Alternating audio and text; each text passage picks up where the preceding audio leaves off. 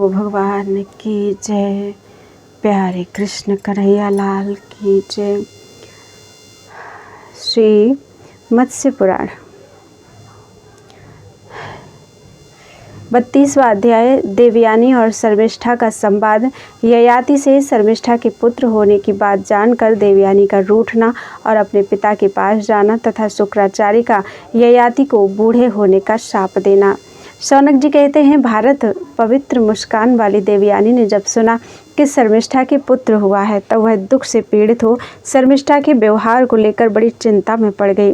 वह शर्मिष्ठा के पास गई और इस प्रकार बोली, सुंदर भौहों वाली शर्मिष्ठे, तुमने काम लोलुप होकर यह कैसा पाप कर डाला है। शर्मिष्ठा बोली, सखी, कोई धर्मात्मा ऋषि आए थे जो वेदों के पारंगत विद्वान थे। मैंने उन वरदायक ऋषि से धर्मानुसार काम की याचना की। शुचिस्मृति में न्याय विरुद्ध काम का आचरण नहीं करती। उन ऋषि से ही मुझे संतान पैदा हुई है, यह तुमसे सत्य कहती हूँ। देवयानी ने कहा, शर्मिष्ठे, यदि ऐसी बात है, तुमने यदि ज्येष्ठ और श्रेष्ठ द्विज से संतान प्राप्त की है तो तुम्हारे ऊपर मेरा क्रोध नहीं रहा। भीरु, यदि ऐसी बात है तो बहुत अच्छा हुआ। क्या उन द्विज के गोत्र, नाम और कुल का कुछ परिचय मिला है? मैं उनको जानना चाहती हूँ। शर्मिष्ठा बोली, शुचिस्मृति, वे अपने तप और तेज से सूर्य की भांति प्रकाशित हो रहे थे। उन्हें देखकर मुझे कुछ पूछने का साहस ही ना हुआ। शौनक जी कहते हैं, शतानीक वे दोनों आपस में इस प्रकार बातें करके हंस पड़ी। देवयानी को प्रतीत हुआ कि शर्मिष्ठा ठीक कहती है, अतः वह चुपचाप महल में चली गई। राजा ययाति ने देवयानी के गर्भ से 2 पुत्र उत्पन्न किए, जिनके नाम थे यदु और तुर्वसु। वे दोनों दूसरे इंद्र और विष्णु की भांति प्रतीत होते थे। उन्हीं राजर्षि से वृषपर्वा की पुत्री शर्मिष्ठा ने 3 पुत्रों को जन्म दिया, जिनके नाम थे द्रुह्यु, अनु और पुरु।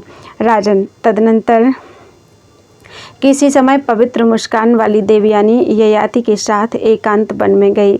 वहां उसने देवताओं के समान सुंदर रूप वाले कुछ बालकों को निर्भय होकर क्रीड़ा करते देखा। उन्हें देखकर वह आश्चर्यचकित हो इस प्रकार बोली। देवयानी ने पूछा, राजन, ये देव बालकों के तुल्य शुभ लक्षण संपन्न कुमार किसके हैं? तेज और रूप में तो ये मुझे आपके ही समान जान पड़ते हैं। राजा से इस प्रकार पूछकर उसने फिर उन कुमारों से प्रश्न किया, बच्चों, तुम लोग किस गोत्र में उत्पन्न हुए हो? तुम्हारे ब्राह्मण पिता का क्या नाम है?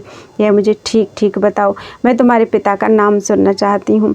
देवयानी के इस प्रकार पूछने पर उन बालकों ने पिता का परिचय देते हुए तर्जनी उंगली से उन्हीं नृपश्रेष्ठ ययाति को दिखा दिया और शर्मिष्ठा को अपनी माता बताया। शौनक जी कहते हैं, ऐसा कहकर वे सब बालक एक साथ राजा के समीप आ गए, परंतु उस समय देवयानी के निकट राजा ने उनका अभिनंदन नहीं किया, इन्हें गोद में नहीं उठाया। तब बालक रोते हुए शर्मिष्ठा के पास चले गए। उनकी बातें सुनकर राजा ययाति लज्जित से हो गए। उन बालकों का राजा के प्रति विशेष प्रेम देखकर देवयानी सारा रहस्य समझ गई और शर्मिष्ठा से इस प्रकार बोली। देवयानी बोली, शर्मिष्ठे, तुमने मेरे अधीन होकर भी मुझे अप्रिय लगने वाला बर्ताव क्यों किया? तुम फिर उसी असुर धर्म पर उतर आई, क्या मुझसे नहीं डरती? शर्मिष्ठा बोली, मनोहर मुस्कान वाली सखी, मैंने जो ऋषि कहकर अपने स्वामी का परिचय दिया था सो सत्य ही है। मैं न्याय और धर्म के अनुकूल आचरण करती हूँ, अतः तुमसे नहीं डरती। जब तुमने राजा का पति रूप में वर्ण किया था उसी समय मैंने भी कर लिया। शोभने, तुम ज्येष्ठ एवं श्रेष्ठ हो, ब्राह्मण पुत्री हो, अतः मेरे लिए माननीय एवं पूजनीय हो, परंतु ये राजर्षि मेरे लिए तुमसे भी अधिक पूजनीय है। क्या यह बात तुम नहीं जानती? सुबह तुम्हारे पिता और मेरे गुरु शुक्राचार्य ने हम दोनों को एक ही साथ महाराज की सेवा में समर्पित किया है। तुम्हारे पति और पूजनीय महाराज ययाति भी मुझे पालन करने योग्य मानकर मेरा पोषण करते हैं। शौनक जी कहते हैं, शर्मिष्ठा का यह वचन सुनकर देवयानी ने कहा, राजन, अब मैं यहाँ नहीं रहूँगी, आपने मेरा अत्यंत अप्रिय किया है। ऐसा कहकर तरुणी देवयानी आंखों में आंसू भरकर सहसा उठी और तुरंत ही शुक्राचार्य के पास जाने के लिए वहां से चल दी।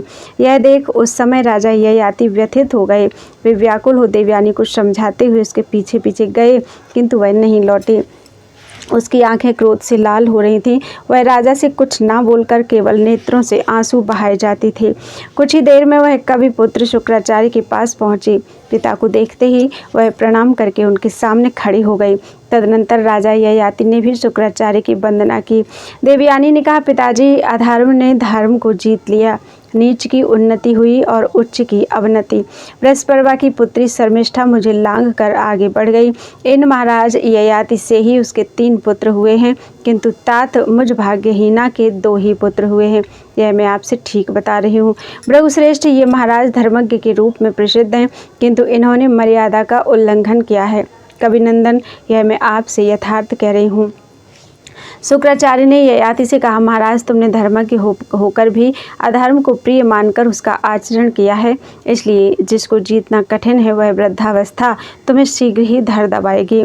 ययाति बोली, भगवान, दानवराज की पुत्री मुझसे ऋतुदान मांग रही थी, अतः मैंने धर्म सम्मत मानकर यह कार्य किया, किसी दूसरे विचार से नहीं। ब्राह्मण, जो पुरुष न्याय युक्त ऋतु की याचना करने वाली स्त्री को ऋतुदान नहीं देता, वह ब्रह्मवादी विद्वानों द्वारा भ्रूण को हत्या करने वाला कहा जाता है। जो न्याय सम्मत कामना से युक्त गम्या स्त्री के द्वारा एकांत में प्रार्थना करने पर उसके साथ समागम नहीं करता, वह धर्मशास्त्र के विद्वानों द्वारा गर्भ या ब्राह्मण की हत्या करने वाला बताया गया है। ब्राह्मण, मेरा यह व्रत है कि मुझसे कोई भी जो भी वस्तु मांगे उसे वह अवश्य दे दूंगा। आपके ही द्वारा मुझे सौंपी हुई शर्मिष्ठा इस जगत में दूसरे किसी पुरुष को अपना पति बनाना नहीं चाहती थी, अतः उसकी इच्छा पूर्ण करना धर्म समझकर मैंने वैसा किया है। आप इसके लिए मुझे क्षमा करें। भृगुश्रेष्ठ, इन्हीं सब कारणों का विचार करके अधर्म के भय से उद्विग्न हो मैं शर्मिष्ठा के पास गया था। शुक्राचार्य ने कहा, राजन, तुम्हें इस विषय में मेरे आदेश का भी ध्यान रखना चाहिए था, क्योंकि तुम मेरे अधीन हो। नहुष नंदन, धर्म में मिथ्या आचरण करने वाले पुरुष को चोरी का पाप लगता है। सौनक जी कहते हैं, क्रोध में भरे हुए शुक्राचार्य के शाप देने पर नहुष पुत्र राजा ययाति उसी समय पूर्वावस्था यौवन का परित्याग करके तत्काल बूढ़े हो गए। ययाति बोले, भृगुश्रेष्ठ, मैं देवयानी के साथ युवावस्था में रहकर तृप्त नहीं हो सका हूँ, अतः ब्राह्मण मुझ पर ऐसी कृपा कीजिए जिससे यह बुढ़ापा मेरे शरीर में प्रवेश ना करे। शुक्राचार्य ने कहा, भूमिपाल, मैं झूठ नहीं बोलता, बूढ़े तो तुम हो ही गए, किंतु तुम्हें इतनी सुविधा देता हूँ कि यदि चाहो तो किसी दूसरे से जवानी लेकर इस बुढ़ापे को उसके शरीर में डाल सकते हो। ययाति बोले, ब्राह्मण, मेरा जो पुत्र अपनी युवावस्था मुझे दे वही पुण्य और कीर्ति का भागी होने के साथ ही मेरे राज्य का भी भागी हो। शुक्राचार्य जी, आप इसका अनुमोदन करें। शुक्राचार्य ने कहा, नहुष नंदन, तुम भक्ति भाव से मेरा चिंतन करके अपनी वृद्धावस्था का इच्छानुसार दूसरे के शरीर में संचार कर सकोगे। उस दशा में तुम्हें पाप भी नहीं लगेगा। जो पुत्र तुम्हें प्रसन्नतापूर्वक अपनी युवावस्था देगा वही राजा होगा, साथ ही दीर्घायु, यशस्वी तथा अनेक संतानों से युक्त होगा। बोलो वृंदावन बिहारी लाल की जय। त्वदीयं वस्तु गोविंदम तुभ्यमेव समर्पये, तेन त्वदंघ्रि कमले रतिं मे यच्छ शाश्वतीम्।